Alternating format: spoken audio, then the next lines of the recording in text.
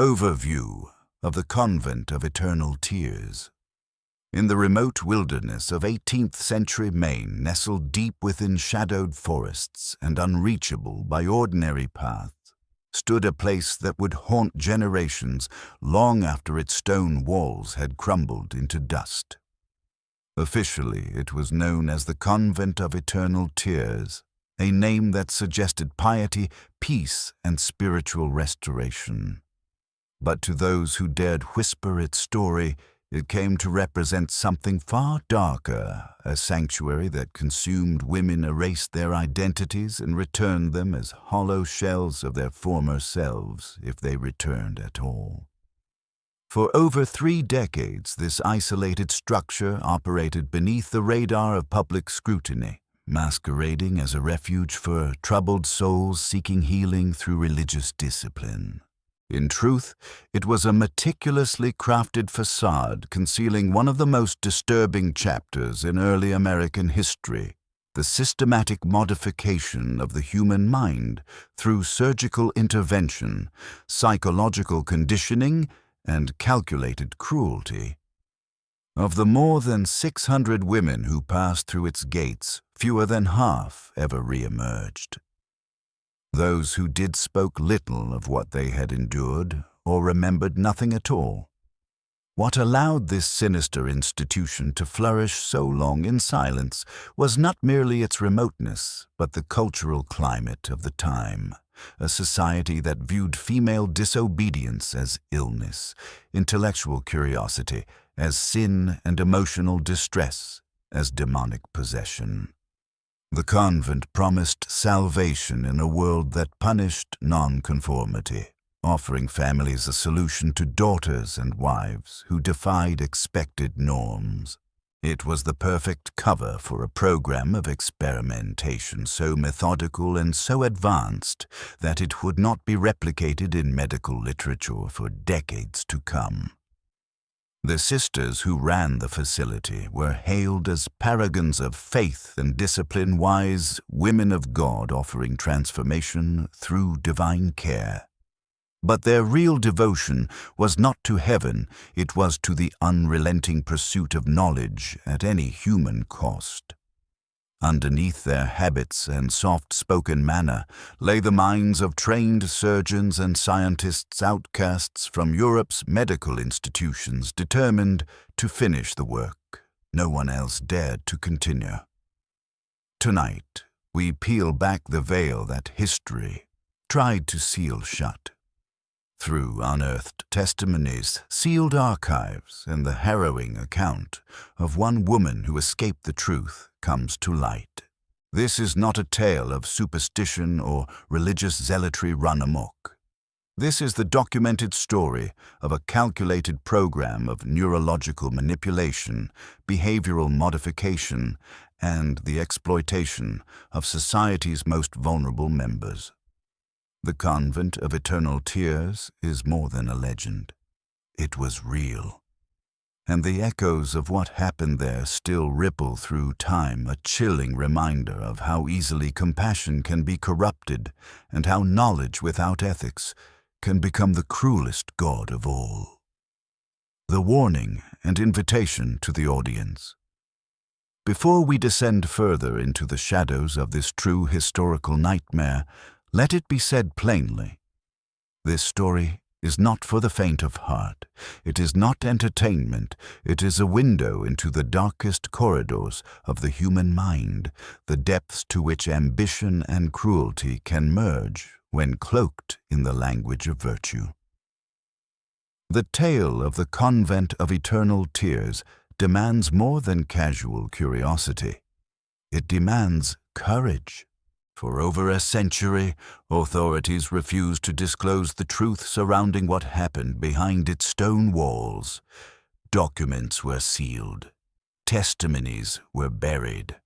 Families who lost daughters and wives chose silence over scandal. And yet even the thickest veil cannot hold forever when there are those willing to uncover what lies beneath. This is a story for those who believe that the past still whispers through abandoned buildings and yellowed pages. It is for the brave who ask questions that institutions would rather leave unanswered. If you find yourself drawn to forbidden archives, forgotten cemeteries, and the mysteries polite society avoids, then you belong here with us. Because here, we do not look away from horror. We study it, understand it, and reveal it. We believe that even the ugliest truth deserves its voice. So if you're listening from a quiet town, a bustling city, or the edge of some forested nowhere, know this: you are part of a community that refuses to forget. And that refusal is how we fight back. Hit that subscribe button, not for spectacle, but for revelation. Leave a comment below telling us where you're from and ask yourself this: had you lived in 1800, would you have dared to question what hid beneath the convent's prayerful silence? Would you have believed the girl who came back broken or the woman who never returned? Let's find out together. The truth, after all, has waited long enough. 1798, arrival of the Ashford sisters in Millbridge. It was a cold grey morning in October 1798 when a single horse-drawn wagon creaked into the small coastal town of Millbridge, Maine, a town of no more than 300 souls scattered between the Atlantic's jagged edge and the forest's looming embrace. The wagon, covered in canvas and drawn by two heavy-coated mares, carried 3 women dressed in dark, somber robes and several long crates whose contents stirred quiet curiosity among the townspeople. These strangers introduced themselves as the Ashford Sisters, Anglican nuns from England, fleeing religious persecution, seeking refuge to establish a new convent devoted to spiritual healing and female rehabilitation. At their forefront was Mother Superior Agatha Ashford, a woman who radiated both authority and elegance. In her early 40s, she stood tall and composed, her silver-streaked auburn hair pinned tightly beneath her veil, and her slate-gray eyes constantly scanning, cataloguing every face and movement around her. She spoke with a refined English accent and carried herself not like a humble servant of God, but like aristocracy, used to commanding rooms and shaping opinions. Her presence was magnetic, yet chilling, the kind that quieted a crowd without effort. Accompanying her was Sister Prudence, a woman of stark contrast. Pale as parchment, gaunt, with sunken cheeks and ice-blue eyes that never blinked unnecessarily, she exuded the stillness of a practiced surgeon rather than a woman of prayer. Her hands, long, slender, and steady, would become infamous in time, though no one could imagine their purpose just yet.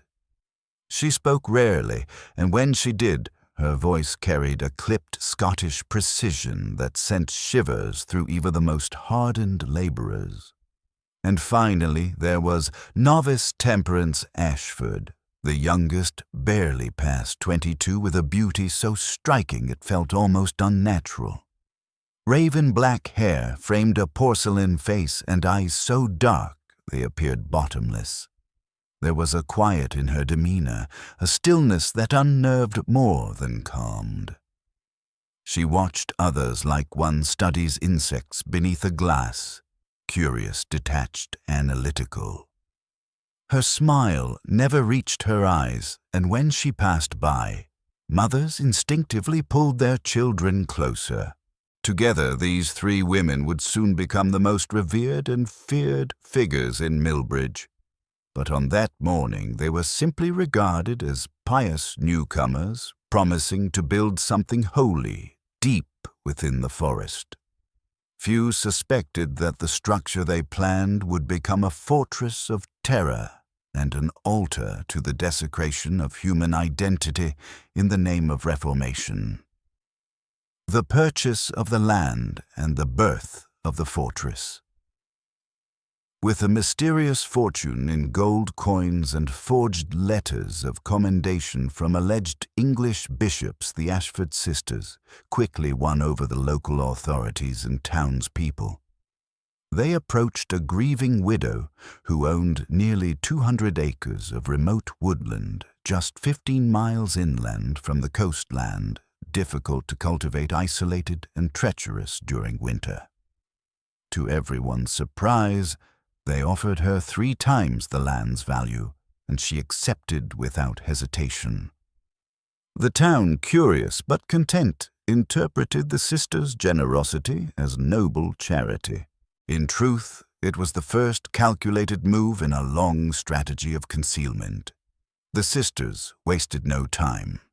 Within days, they hired every carpenter, mason, and laborer in the region, paying top wages in silver and gold. What rose over the next 8 months was no simple convent. It was a towering gray stone complex with a layout unlike any religious structure anyone had ever seen. 3 stories high, constructed with coastal granite hauled in by wagon, it featured walls nearly 3 feet thick and unusually small elevated windows that allowed light in, but no view out. Most baffling of all was the basement, which required reinforced foundations and extensive excavation, far beyond any structure's storage needs. Some whispered that the place looked more like a prison or military outpost than a convent. Yet when asked about the peculiar architecture, Mother Agatha responded with gentle confidence. Penitence, she explained, requires solitude, and solitude in its purest form must be carefully maintained. We offer a place where worldly distractions cannot enter and from which they cannot escape. This explanation, wrapped in theological rhetoric, quelled most suspicions. After all, wasn't spiritual healing often difficult? Weren't extreme cases of sin deserving of extreme measures? Yet some older workers remained uneasy, especially when instructed to install oversized drainage systems, lockable iron doors, and ventilation shafts more suitable for a laboratory than a house of God. Still, the sisters paid well, and in silence the structure was completed. What the townspeople didn't know, what they couldn't have imagined, was that they had helped construct something far worse than a convent. They'd helped build a laboratory for human experimentation, a sanctum of shadows where surgery replaced sermons and compliance was carved not through prayer, but through steel. The control begins architecture of isolation. From the very beginning, the Ashford sisters exercised absolute control over the design and construction of their so-called sanctuary. Every element of the building served a hidden purpose. Doors were reinforced with steel beams and sealed with bolts typically used in penitentiary architecture. The plumbing system, far too elaborate for a convent, allowed for the rapid disposal of large volumes of liquid, though few paused to consider what kind. The ventilation shafts were engineered to handle the fumes of chemical agents, or perhaps the odors of surgical procedures, not the incense of prayer. Workers were forbidden from returning to completed areas. Those who questioned the design were gently but firmly dismissed. When someone raised concerns about the basement's size or the peculiar shafts, Sister Prudence would appear, her cold eyes leveling with theirs, offering an explanation grounded in her European experience with spiritual healing facilities. Her tone made it clear there would be no further discussion. Mother Agatha, meanwhile, soothed the townspeople with religious grace, claiming that their practices aligned with Anglican discipline and European monastic tradition. She spoke often of reforming the feminine soul, a phrase that sounded noble enough in sermons, but would later prove to be a euphemism for erasure. The convent was not merely a place of isolation. It was a machine, a mechanism through which identity could be stripped, minds reshaped, and lives quietly erased without a single drop of blood reaching the snow outside. By the time the building was complete, the townspeople had become accustomed to its presence. The Ashford sisters had woven themselves into the community's social fabric, donating to churches, attending town meetings, and offering spiritual guidance to troubled families. But the building's walls remembered everything. And beneath those gray stones, the darkest chapter of American medical history was already being written. Winning trust, the recruitment of Dr. Samuel Hartwell. One of the Ashford sisters' most strategic and unsettling moves came in the form of a partnership with Dr. Samuel Hartwell, a circuit physician known throughout rural Maine for his progressive views and willingness to experiment with new methods. In his early 50s, Hartwell was both a man of science and ambition. He had spent years traveling between isolated settlements, tending to illnesses that traditional medicine often misunderstood, particularly the so-called female conditions of hysteria, melancholia, and nervous fits. When he encountered the Ashford sisters in early 1799, he was by his own account astonished. In his journal, he praised their knowledge of psychology, anatomy, and female behavior as decades ahead of the American frontier. The sisters particularly, Agatha and Prudence, spoke of treatments that did not merely suppress symptoms, but eradicated root causes: unruly emotion, compulsive memory, rebellion, irrational desire. To Hartwell, who had struggled for recognition in the medical world, their insights were nothing short of revolutionary. But his praise wasn't offered freely, it was bought. Mother Agatha offered Hartwell something no other institution could: permanent access to experimental case studies, the opportunity to publish groundbreaking findings under his name, and a monthly stipend that would lift him from the poverty of frontier medicine. In return, all he had to do was refer patients, especially those considered too difficult or damaged for ordinary treatment, to the convent.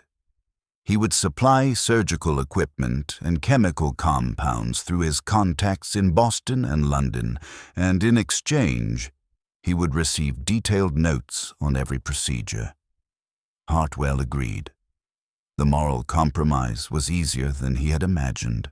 After all, society already deemed many of these women broken, hysterical, beyond saving. The convent, in his view, offered them a second chance and gave him the professional recognition he craved. As the months passed, Hartwell became one of the convent's most vocal supporters, praising the sisters in private correspondence, referring increasingly troublesome women to their care, and turning a blind eye to mounting evidence that the treatment was not merely psychological, but surgical. What Hartwell didn't know, or perhaps refused to acknowledge, was that he had just become a central figure in one of the most horrific conspiracies in American medical history.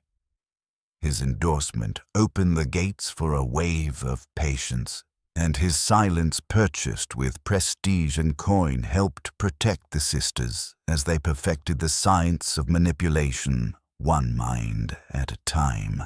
A reputation spreads: the rise of the Ashford institution, the transformation of the convent from obscure religious retreat to elite behavioral institution, was swift and calculated. Within just 2 years of its founding, whispers of the sisters' miraculous ability to reform difficult women spread from Millbridge to Boston, and from Boston to Charleston. Desperate families, fathers shamed by disobedient daughters, husbands humiliated by outspoken wives, began sending inquiries letters and eventually coin. What they received in return was exactly what they wanted: silence, compliance, and social redemption. The pricing model was steep and tiered. $20 silver for a 1-month consultation, $50 for a full season, $100 for complete reformation, a process guaranteed to return a woman with restored modesty, moral clarity, and domestic purpose. For wealthier families, the fee could exceed $500 a fortune in those days, but well worth the elimination of scandal and shame. To the public, the sisters positioned themselves as gentle reformers. Their rhetoric was cloaked in religious humility and therapeutic optimism. They spoke of prayerful reflection, emotional healing, and the discipline of Christian virtue. Their flyers and correspondences were carefully worded, avoiding the language of confinement or surgery. And yet the results they promised were absolute. The types of women sent to the convent were as revealing as the silence that followed their return. Young women who refused arranged marriages, widows who dared speak about property rights, daughters caught reading political tracts or voicing opinions at dinner tables, wives who questioned their husbands in public. Each of these offenses, while minor by today's standards, was considered a serious threat to social order at the time. The sisters presented themselves as neutral caregivers, indifferent to denomination, politics, or class, but their actions were surgical in more ways than one. They carved away rebellion with precision until what remained were docile, hollowed shells. And the community applauded. What few questioned was how such deep transformations were achieved in so little time, or why so many of these success stories bore faint scars on their skulls and blankness in their eyes. Social anxieties and the ideal woman. The Convent of Eternal Tears became a magnet for society's discontent with women who refused to conform.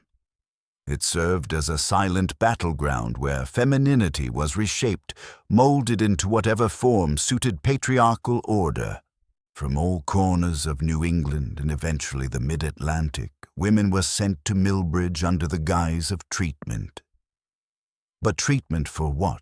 The answer lay in the era's deepest fears. To be too educated, too outspoken, too indifferent to marriage, too emotionally intense, or simply too much was to be labeled defective. Disobedience, melancholy, erotic delusion, intellectual overstimulation. These weren't medical diagnoses. They were euphemisms for defiance. And the Ashford sisters offered the perfect solution: remove the rebellion without blood, remove the questions without evidence. Return the product, a quiet, smiling woman who didn't remember why she ever needed freedom in the first place. Religious tensions added further fuel. Protestant families who feared the emotional sway of Baptist revivals or the ritualism of Catholicism saw the convent as neutral ground, Anglican by name, but ecumenical by design. The sisters welcomed women from all denominations, citing universal Christian principles. What mattered wasn't theology. What mattered was submission. This was a new form of inquisition, one wrapped in lace and prayer books, but as efficient and brutal as any tribunal. Women's personalities became sins to be purged. Their dreams became diseases to be cut out, and the tools for this transformation, not scripture, not sermons, but scalpels. The Forest Whispers, Thomas Brewster's terrifying discovery. Statute 03. It was a bitter, moonless night in February of 1803 when a young trapper named Thomas Brewster stumbled upon the first undeniable evidence that something was deeply wrong at the Convent of Eternal Tears. He had been tracking a wounded deer through the snow-covered woods for hours, relying on his instincts and the faint trail of blood on the frozen ground. But as he neared the northern edge of the convent's property, something strange pulled his attention away from the hunt. It began as a low, rhythmic wailing, unnatural human, yet not quite language. Then came the screaming. Not one voice, but many, rising and falling in waves, each cry laced with agony so profound it seemed to freeze the air itself. Thomas, no stranger to the sounds of suffering animals or frontier violence, felt his blood run cold. These weren't the cries of prayer or even madness. They were the screams of people being broken. Drawn by morbid curiosity and a deep instinctual alarm, he crept closer. The building loomed dark against the winter sky, its windows high and black. But as he circled to the rear, he saw a dim glow flickering behind a half-buried basement window. Snow had drifted up against the stone, but he brushed it away and peered inside. What he saw would haunt him for the rest of his life. The basement had been converted into a surgical theater lit by dozens of oil lamps, with stone walls casting long shadows. A woman was strapped to a wooden table restrained with leather bindings. Her head had been shaved in patches, revealing lines of ink and an open wound that exposed bone and, deeper still, the glistening horror of brain tissue. Sister Prudence stood over her, her face taut with clinical focus as she worked a long metal probe into the skull. Nearby, Agatha took notes with calm precision. Temperance handed instruments without hesitation, her expression unreadable. Thomas watched, paralyzed with terror, as the woman's shrieks rose then fell to silence. Not because the pain had ended, but because the woman had finally lost consciousness. The sisters did not pause. They simply continued their work, methodical and unhurried as though perfecting a recipe. He fled into the night, stumbling blindly through snow and darkness. The image of that room burned into his eyes. He had seen many things in the wilderness, but never evil, so coldly efficient. Disbelief and dismissal, the town's first reaction. When Thomas Brewster stumbled back into Millbridge the next morning, his face pale and eyes wild with terror. Few knew what to make of him. He burst into his father's blacksmith shop, his speech frenzied, slurred with exhaustion and fear.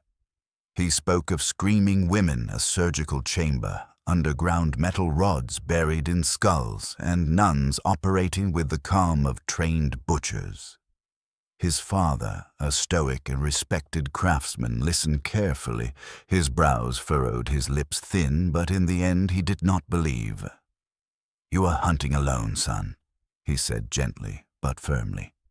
"In a snowstorm, tired, starving, these woods play tricks on the mind." Thomas tried to argue, to recount the detail of the layout of the basement, the surgical table, the smell of blood, the sound of metal instruments scraping bone. But the more specific he became, the less credible he seemed. Such horrors belonged in fevered dreams or Gothic tales, not in a convent run by respectable Christian women. What Thomas didn't understand, what few young men did at the time, was that certain truths were simply too dangerous to acknowledge. The Ashford sisters had operated in Millbridge for 5 years by that point. They had donated generously to local causes, hosted prayer services, and treated the wives and daughters of prominent families. Accusing them of barbaric experimentation would not only challenge their reputation, it would shake the town's very sense of stability. Still, the elder Brewster wasn't reckless. He took the story along with his son to Deacon William Morrison, the town's moral compass and unofficial advisor. Morrison was cautious, conservative, and deeply rooted in his faith. Upon hearing the tale, he rubbed his chin and stared into the fire for a long time. If what the boy says is true, he murmured, it will not stay hidden for long. But if it is false or exaggerated, then airing it will only bring ruin. He promised to inquire discreetly, to observe and report. Thomas begged him to act swiftly, but Morrison simply placed a hand on the young man's shoulder and said, in matters like this, we proceed not with fire, but with light. The deacon's visit, a polished facade. Deacon Morrison's visit to the Convent of Eternal Tears took place on a bright, windless morning a week later. He arrived under the pretense of organizing a regional church fundraiser, an event that would require the sisters' participation and public visibility. What he truly sought, however, was a glimpse behind the curtain. Mother Superior Agatha greeted him in the convent's austere parlor, a cold room with polished floors, heavy wooden furniture, and walls lined with crucifixes and religious oil paintings. The air smelled faintly of lavender, and something sharper beneath, like chemicals masked by incense. Agatha was poised, gracious, and effortlessly polite. She inquired about the deacon's family, offered tea, and listened patiently to his scripted questions. When he cautiously broached the subject of unusual nighttime sounds reported by local hunters, her expression shifted slightly. Surprise, then sympathetic understanding. "Deacon," she said softly, "when one tends to women in great spiritual distress, one must expect resistance. Screams are not uncommon during the casting out of sin. Some women, especially those who've suffered great moral corruption, fight purification with every fiber of their being."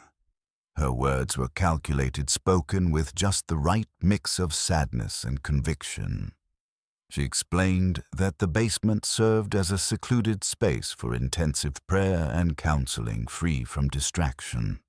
When Morrison asked to see it, she demurred. "It is a sacred place, Deacon, and it would be inappropriate for a man to witness the spiritual nakedness required for our work." Instead, she led him through the upper floors, rows of clean, quiet dormitories where pale-faced women sat in meditation or prayer. They barely moved. They did not smile. And when Morrison attempted to make eye contact, most looked through him as though they were staring at something behind reality itself. He left the convent unsettled. The answers were reasonable. The building clean, the women silent, but too silent. As he rode back to town, a thought circled in his mind like a vulture. These women weren't healed. They were emptied. Transformation or erasure? Mary Prescott's return. Mary Prescott had once been the pride and shame of Millbridge. At 19, she was beautiful, clever, and utterly uninterested in the roles assigned to her. She laughed too loud, questioned too much, and refused 3 suitors in 1 year. Her family, humiliated, called it spiritual defiance and sent her to the convent for a 6-month retreat. When she returned, the town barely recognized her. Gone was the spark in her eyes, the wit in her voice, the stubborn tilt of her chin. Mary walked slowly, spoke softly, and smiled when spoken to, but the smile never reached her eyes. She accepted the 4th marriage proposal from a young widower within a week, offering no opinion on the matter. At dinner, she would pause mid-bite as if waiting for permission. She remembered prayers, recipes, and hymns, but not childhood friends, not family pets, not the laughter that had once filled her parents' kitchen. Her mother grew increasingly disturbed. During a bath, she noticed thin scars along Mary's scalp, faint but unmistakable. When asked about them, Mary blinked and simply said, "I prayed hard. God helped me forget." The family consulted Dr. Hartwell, who called the results remarkable. He claimed the rebellious urges had been successfully addressed, and that Mary was now well suited for marriage, motherhood, and respectable society.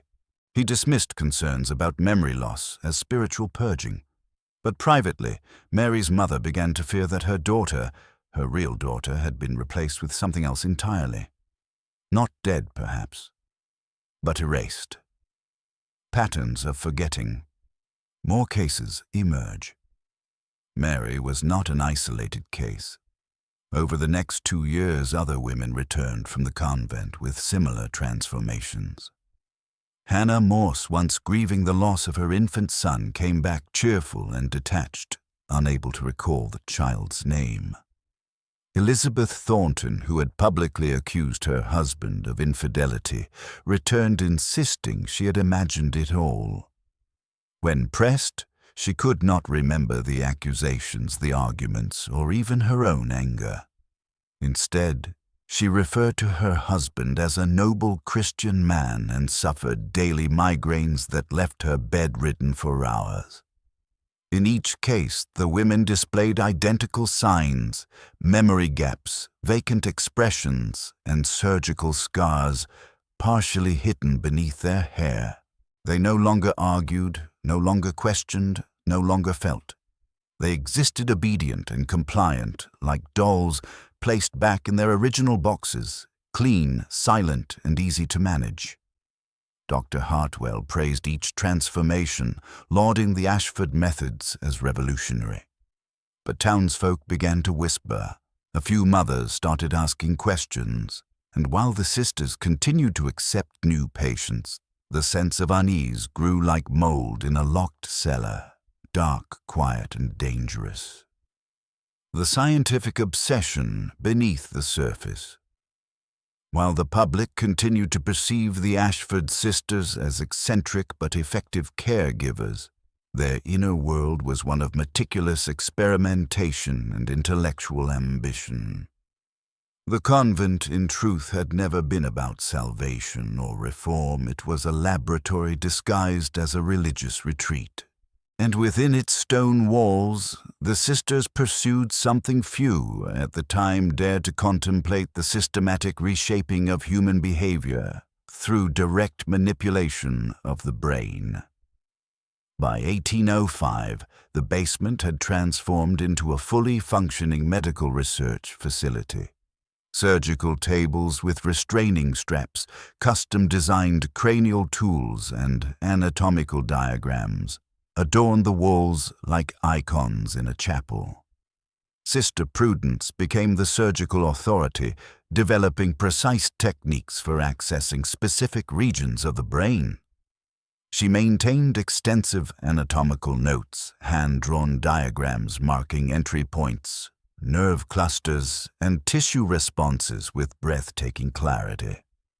What would later be recognized as rudimentary lobotomies, trepanning, and psychological neurosurgery were being practiced here regularly, decades before they were acknowledged in formal medicine. Their goal was not merely to silence defiance, but to understand it, locate it in the folds of gray matter, dissect it, and remove it. Patients were observed before and after procedures with behaviors catalogued in thick, leather-bound ledgers. A woman who refused marriage might have her memory centers targeted. One who spoke too frequently could undergo interventions to diminish verbal output. The sisters tested different angles, different depths, adjusting dosage of sedation, varying surgical strokes. It was a cold clinical system that treated identity as a curable illness. Yet the most disturbing aspect was not the act, but the calm with which it was carried out. Mother Agatha documented everything with academic detachment. Temperance, once the quietest of the three, had grown into her role as enforcer of behavioral reconstruction, developing protocols for sensory deprivation, forced fasting and reward punishment cycles to reinforce compliance. Their belief was simple.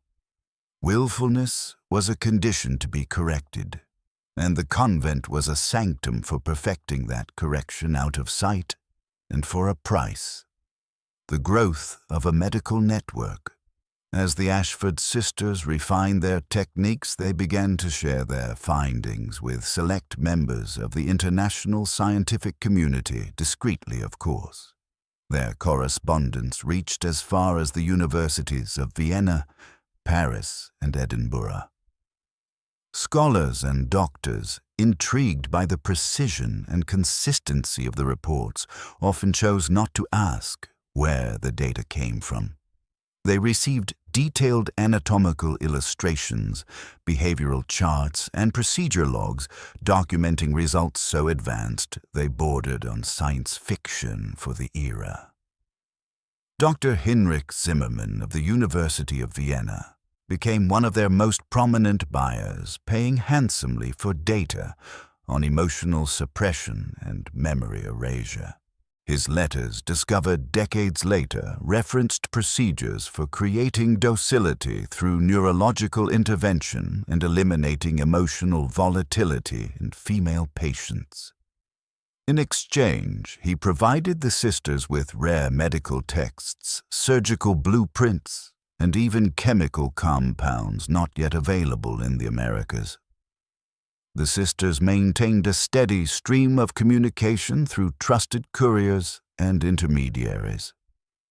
Each shipment, whether it contained anatomical samples, sketches, or reports, was carefully packed and labeled under religious euphemisms like devotional aids or scriptural reflections.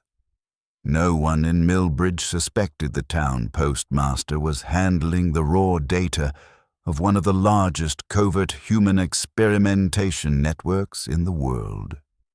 Their reach expanded beyond the academic. Wealthy American families, desperate to fix socially disruptive women, began requesting custom treatments. Some asked for the removal of romantic inclination. Others wanted to eliminate curiosity or defiance. For the right price, the Ashford sisters delivered. Women who vanished without a trace. As the sisters' experiments grew bolder, so too did the number of women who never returned. By 1810, quiet questions turned into anxious whispers. Families that had once proudly announced their daughter's reformation began expressing unease over the lack of contact. Letters went unanswered. Visits were politely denied. The sisters offered the same explanation each time these women had undergone such profound spiritual transformation, that they had chosen lives of silent devotion, isolating themselves from the distractions of the outside world. It was a convenient story, one that protected the reputations of both the families and the convent. To press further would be to admit the unthinkable, that something had gone wrong. In a society where female silence was often valued above truth, most families chose not to question, but not all remained quiet. Martha Goodwin, whose daughter Rebecca had been sent to the convent for literary stubbornness and never returned, began asking other mothers about their daughters' fates. Her quiet investigation revealed a pattern. Not only were there missing women, but those who returned had no memory of the missing despite once sharing dormitories or mealtimes. It was as if the missing had been erased, not only from the building but from the minds of those who had once known them. Martha pressed harder. She requested a visit with Rebecca. She wrote letters. She rode to the convent herself and was turned away at the gate by Temperance, who calmly explained that her daughter had taken a vow of absolute silence and solitude. No visitors, no exceptions. What Martha didn't know was that Rebecca was already gone, preserved in a basement jar perhaps, or buried in the snow-covered woods, or worse, transformed into something else, wandering the halls with a new name, a new smile, and a hollow space where her soul had once been. The price of silent society's complicity. What made the Convent of Eternal Tears so terrifying was not merely the brutality of its methods, but how many allowed it to continue. Families sent their daughters to be altered. Doctors reviewed the data and praised the sisters' discoveries. Universities taught their findings, sometimes unaware of their source, but more often simply not caring to look. The town of Millbridge, small and devout, had long since convinced itself that the screams were prayer, that the blank stares were signs of divine calm, that the scars were the price of healing. No one wanted to believe that 3 women could orchestrate such horror under the guise of religious charity, and so they didn't. Even Dr. Hartwell, whose notes grew darker by the year, continued his partnership. In his private writings, he confessed, "The sisters are not cruel. They are precise. Their work, though horrific in method, is elegant in result." He was no longer a healer. He had become a historian of mutilation, chronicling the slow erasure of personhood in the name of scientific progress.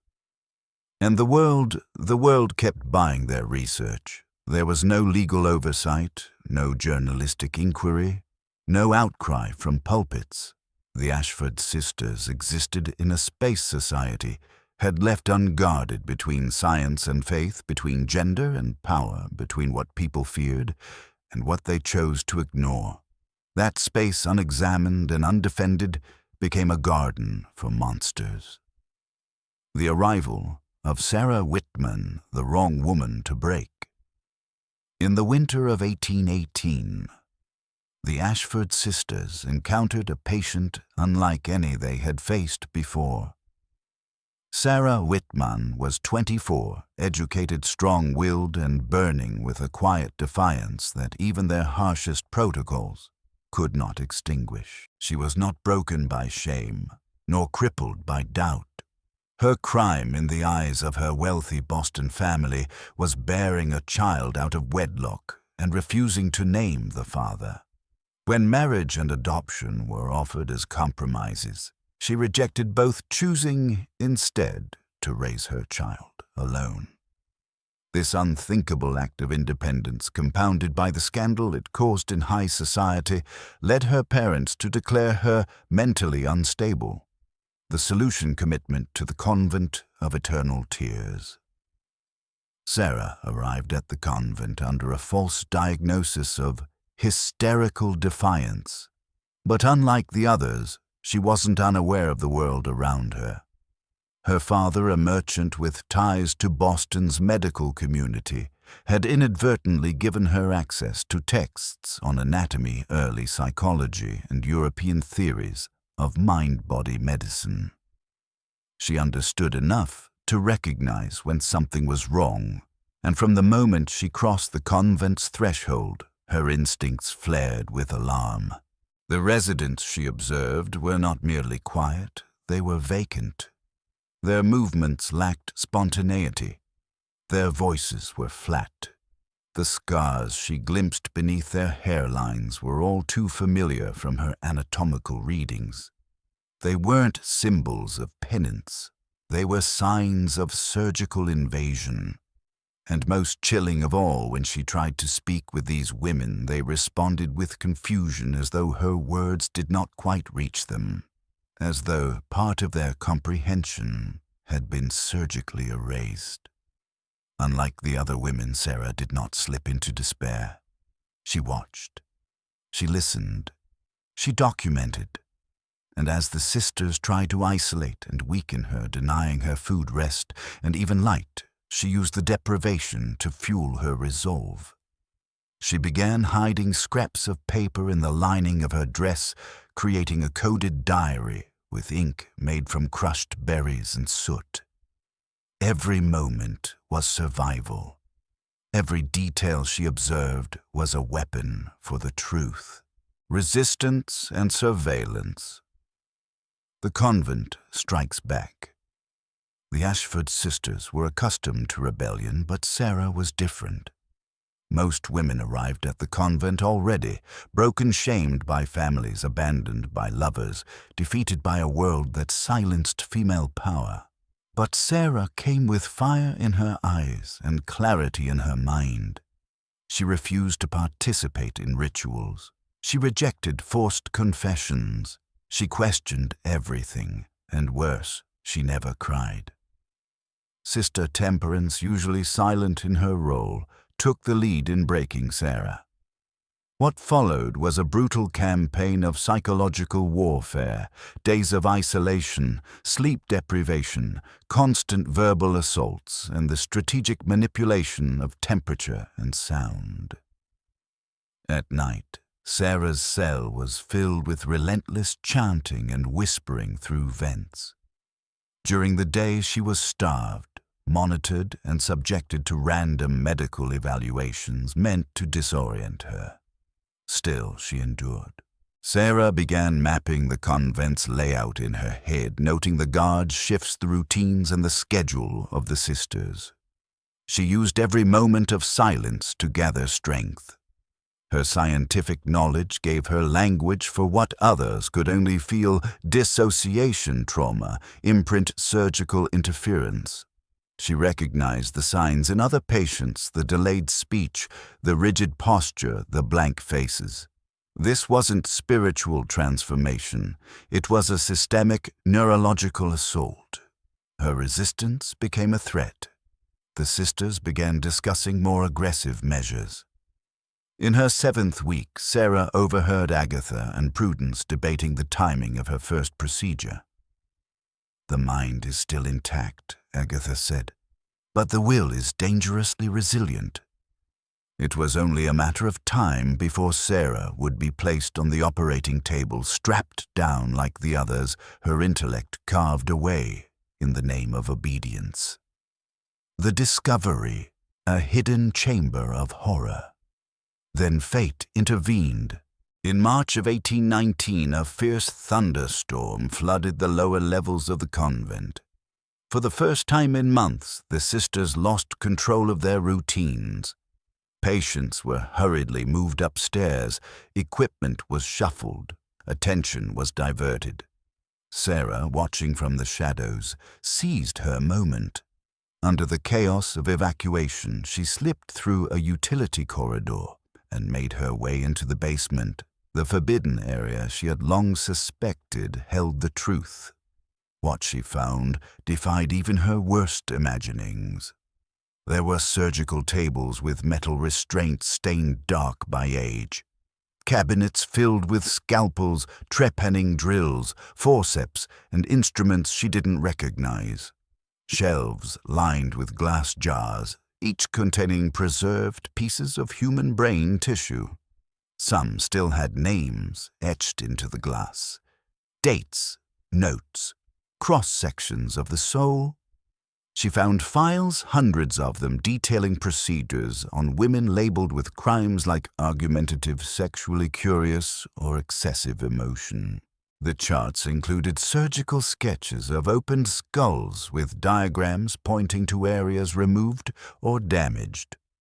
One file detailed a procedure meant to eliminate impure thoughts. Another, independent ambition. Every page was a testament to the sisters' obsession with stripping away what they considered deviance and replacing it with engineered docility. Worst of all were the letters. Correspondence with universities, doctors, and research institutions praising the sisters' work, requesting data, ordering samples. In those pages, Sarah saw the world's complicity. The convent wasn't a rogue operation. It was a quiet supplier of dark science, funded by institutions that had chosen knowledge over humanity.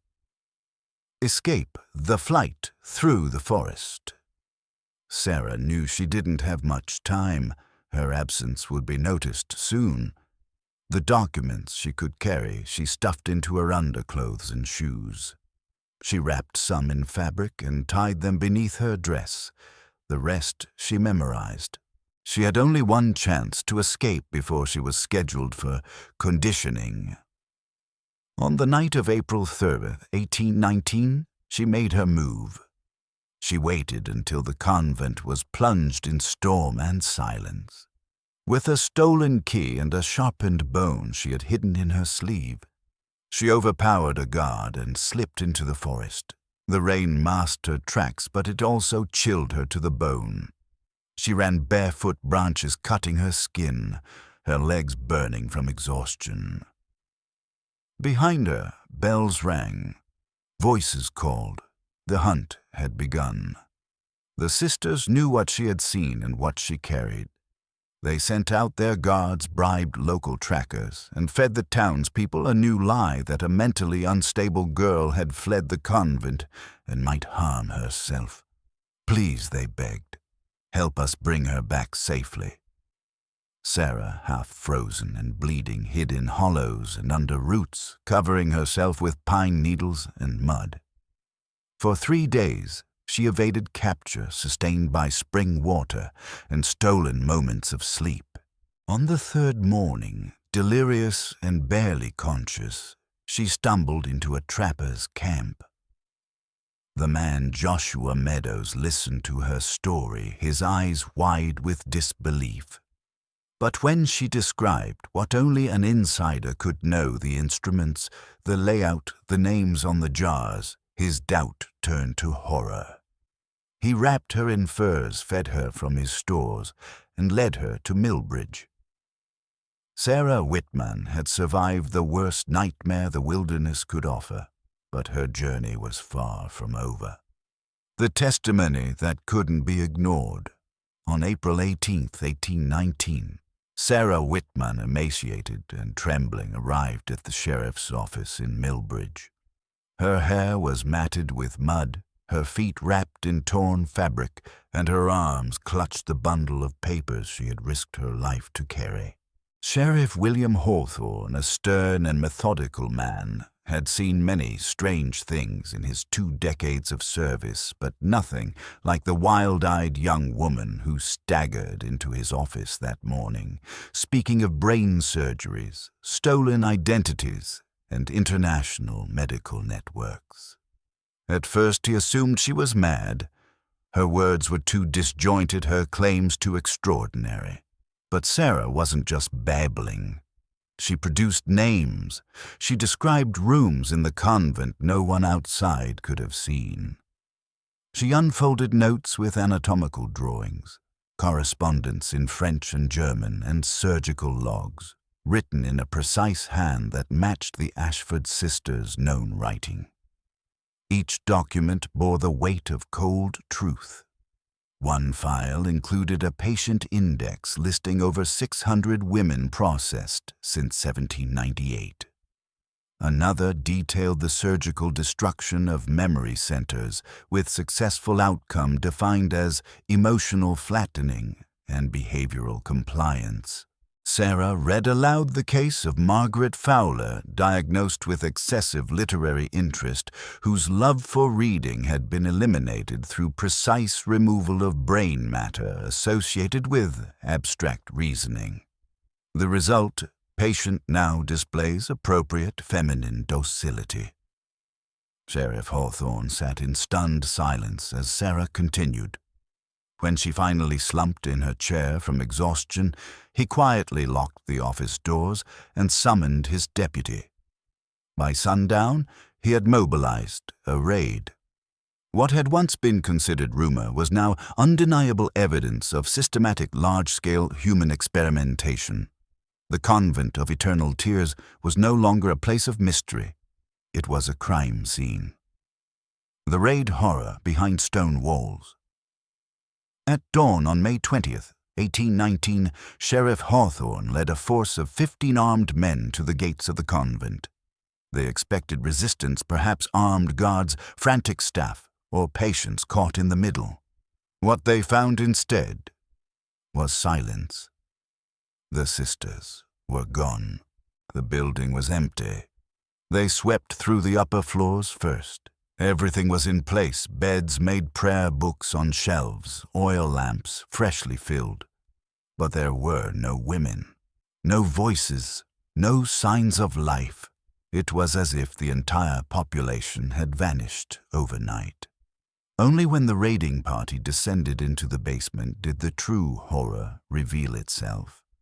Behind a false wall in the lower chambers, they discovered 47 bodies preserved in jars and chemical solutions, each tagged with detailed procedural notes. Skulls had been opened, brain tissue carefully extracted and labeled. Along the stone shelves, hundreds of sealed containers held preserved specimens of neurological material. Cabinets burst with journals detailing interventions on women labeled incorrigible, defiant, or sexually inappropriate. In a locked room, they found surgical equipment so advanced it resembled instruments from European laboratories, drills, retractors, probes, clamps, all custom modified for cranial work.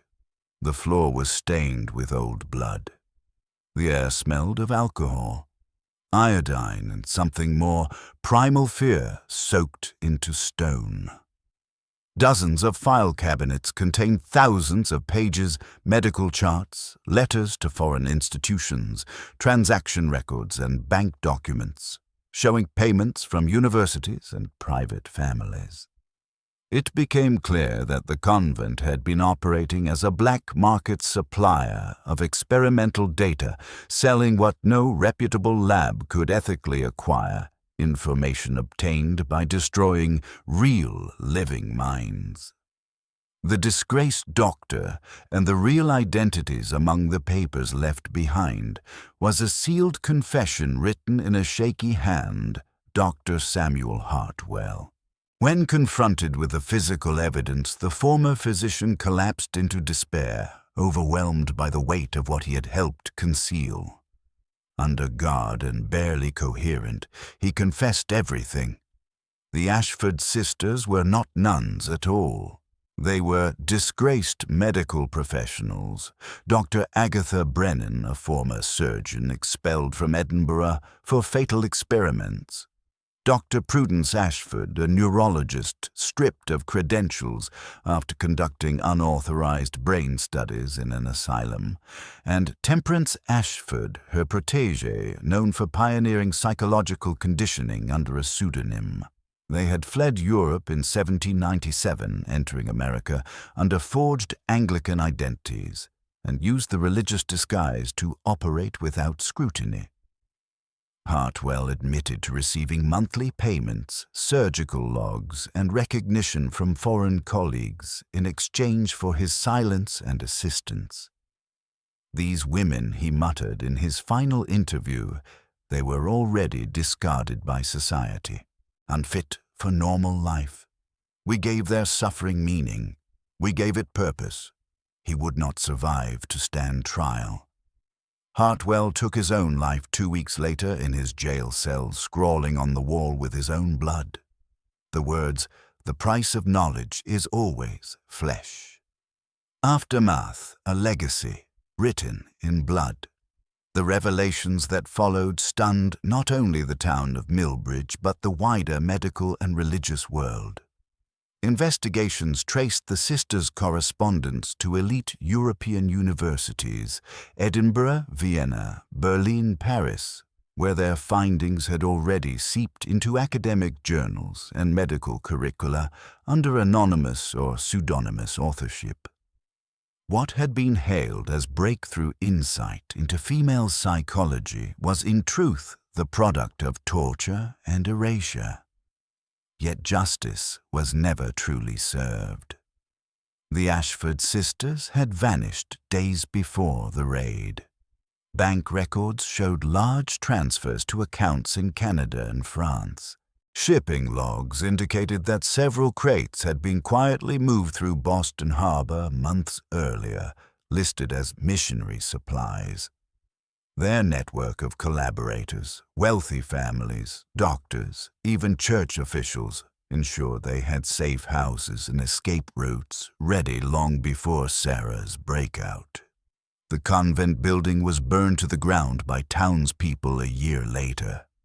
Official reports sanitized the narrative, referring only to irregular treatment practices discovered at a rogue institution.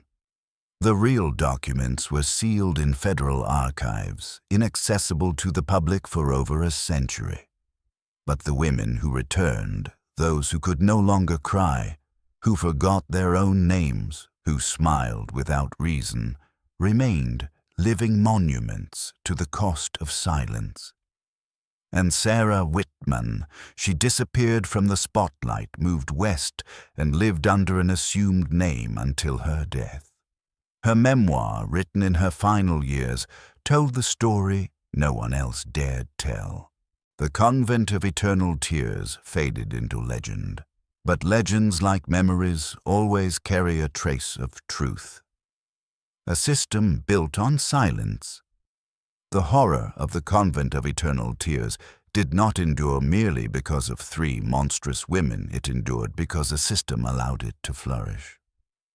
Over 2 decades, officials turned blind eyes. Doctors fed off its findings, and families sacrificed their daughters at the altar of social conformity. Each person played a role.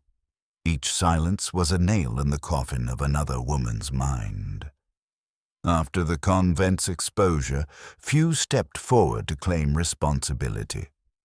Universities quietly removed references to certain papers. Medical journals that had once published case studies with fascination now distanced themselves from the sisters' unknown source.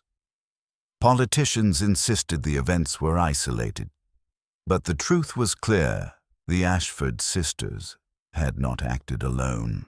They had operated in a void created by cultural prejudice, intellectual elitism, and institutional cowardice. Most damning of all was the reaction from the families of the victims. Many chose not to press charges. To do so would be to admit that their daughters had been mutilated with their consent. Some insisted their children had chosen the convent. Others claimed ignorance. Few, if any, spoke publicly. Reputation was more valuable than justice. And so the greatest medical crime of the early American Republic faded into bureaucratic dust. Even after the raid, many of the reformed women were never fully recovered. They wandered towns with vacant stares, suffered seizures, or lived out their lives in asylums under vague diagnoses. And as years passed, their names slipped from memory, filed under madness, not martyrdom. Unfinished justice, the elusive Ashford sisters. Despite nationwide efforts, the Ashford sisters were never found. The manhunt, one of the largest of its kind in 19th century America, stretched from the eastern seaboard to the frontiers of Canada and Mexico. Their names were placed on federal watch lists, ports were monitored, bank accounts traced, yet every lead ended cold. Rumors persisted. A French physician claimed to have seen Agatha in Paris operating a private practice under an alias. A traveler in Argentina swore he recognized Prudence assisting at a surgical clinic for wealthy elites. In Mexico City, a boarding school was rumored to be run by a woman matching Temperance's description, but no arrest was ever made. By the 1830s, their trail vanished entirely. Some believed they had changed identities once more. Others suggested they were killed by their own collaborators, loose ends in a dark conspiracy. But perhaps the most unsettling possibility was this, that they continued their work in secret, using what they had learned in Maine to carry out new experiments under new names, leaving new victims in their wake. The knowledge they stole and the lives they destroyed did not die with the convent. Their research, laundered through academic institutions, became the foundation for future breakthroughs in psychology and neurosurgery. What began in blood and silence found its way into textbooks and theory. Sarah Whitman's Final Years. Of all the figures in this nightmare, only one chose to speak: Sarah Whitman. After helping authorities identify records and victims, she left Millbridge behind and traveled west. She changed her name, avoided the press, and lived as quietly as possible. Yet she carried the scars of her ordeal in every step. She never married. She never returned to Boston. For years, she taught in small schoolhouses, pouring herself into the education of young girls, perhaps hoping that knowledge might liberate them as it once nearly cost her everything. She rarely spoke of the convent again. But in the final years of her life, her health declining, she began to write. Her memoir, published posthumously in 1863 under a pseudonym, was titled A Voice from the Basement. It was a detailed, lucid account of her experience, the horrors she witnessed, the procedures she uncovered, and the fight to be believed. Though initially dismissed by critics as fictionalized hysteria, later historians would verify its accuracy through surviving court records and archive material. Sarah's words served not just as testimony, but as a condemnation of society, of patriarchy, of ambition untempered by ethics. She was not just a survivor. She became the conscience of an age that preferred amnesia over truth. The medical legacy: knowledge at what cost? The irony at the heart of the Convent of Eternal Tears is almost unbearable. The Ashford sisters advanced medical science. Their experiments, however brutal, mapped the mind in ways no formal institution had dared to explore.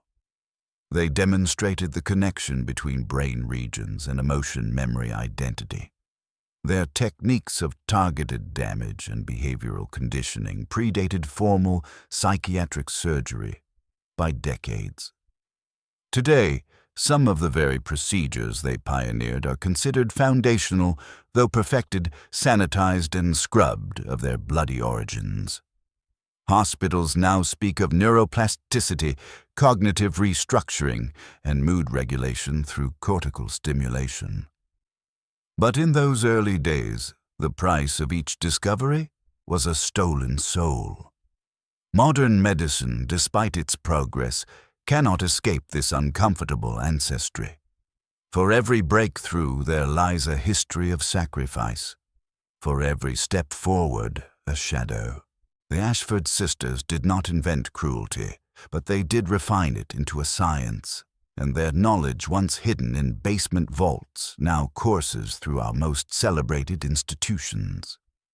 A cautionary legacy: power without ethics. What made the convent so dangerous was not only its secrecy, but the purity of its ambition.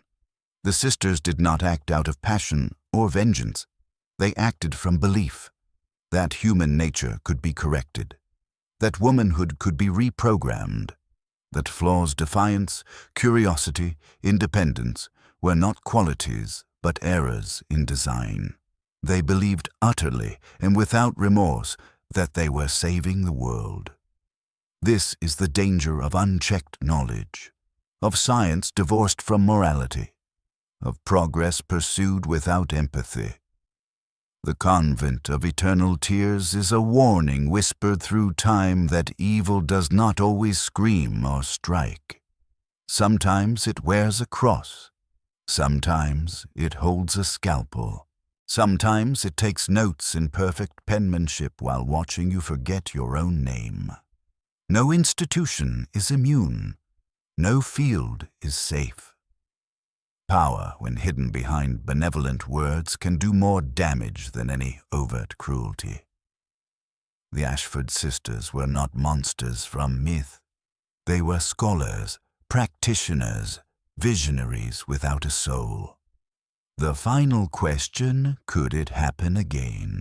In our modern world of white coats and glowing screens, we comfort ourselves with the illusion that such atrocities belong to the past. But the true terror of the Convent of Eternal Tears lies in its plausibility. It didn't rely on magic or monsters or mass hysteria. It relied on structure, procedure, language, silence, and complicity. Could something like this happen today? Look at the systems we trust, the institutions we never question, the data we trade for convenience, the pharmaceutical trials with undisclosed side effects, the research studies that exclude inconvenient variables, the way we talk about correcting behavior with medication, with rewiring, with influence. The real question is not could it happen again? The real question is, would we even know if it already had? Let this story haunt you, not because of the sisters who vanished, but because of the world that enabled them. Truth does not always scream. Sometimes it waits in sealed archives. Sometimes it walks among us, smiling with eyes that no longer remember.